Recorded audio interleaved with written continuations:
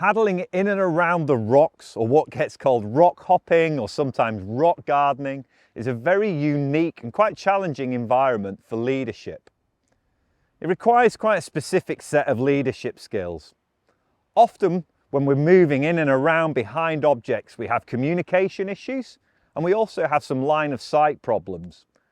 So let's take a look in this lesson at some strategies and tools that we can use for looking after and leading groups around rocks and rock gardens.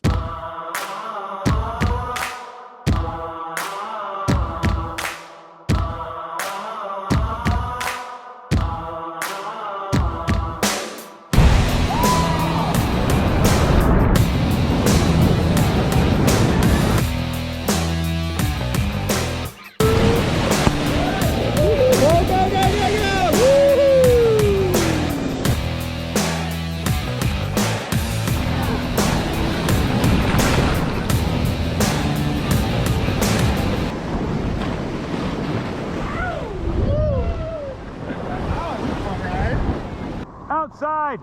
Before we look at the strategies and techniques for leading groups through rock gardens and rock features, we first of all need to understand how to risk assess a feature and make the decision if it's a good idea to paddle a group through a feature or not.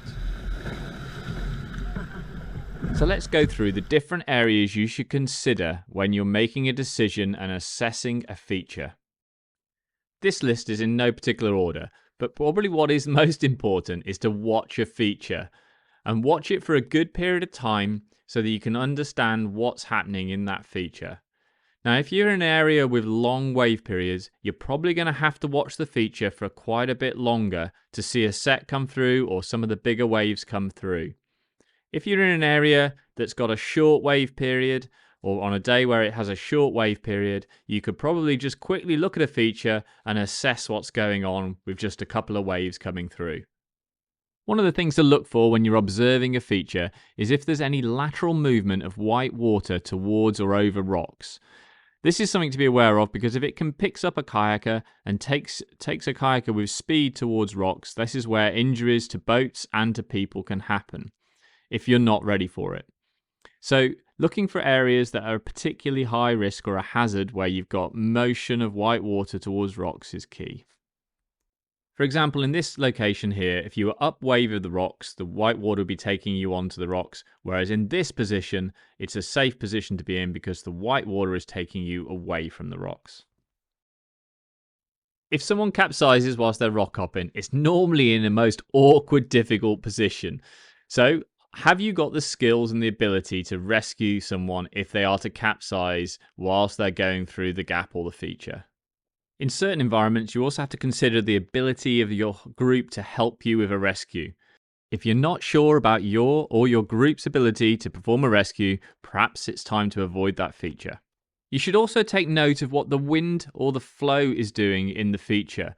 This might impact how someone paddles through the feature. It also might have an impact on how you can do a rescue and where the rescue might end up naturally. Some coastlines have lovely rounded soft rocks, and in other places of the world they're pretty sharp and angular. So you should consider what the rocks type and rock surface is like in your area. It can make quite a difference towards the risks involved if you've got lovely rounded rocks with seaweed coating them compared to sharp angular volcanic basalt rock. If you and your group are out on a long expedition and you're all paddling composite lightweight expedition boats, then perhaps it's not a suitable time to go rock hopping, or if you are, you're going to be picking some pretty mild features.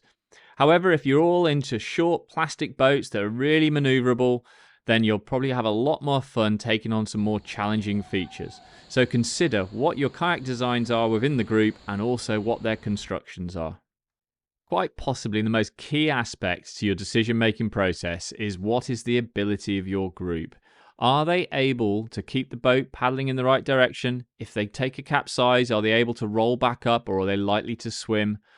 Are they going to be freezing when a set comes through in fear, or are they used to it and experienced and know how to swim out of a feature if they had to? So consider your group's ability and how appropriate the feature is for them. And finally, it can come down to risk versus reward. How much reward is there? How much fun are you going to have for the amount of risk involved in a particular feature? If it's too risky and actually it's not going to be that much fun, then let's paddle around it and find a different one.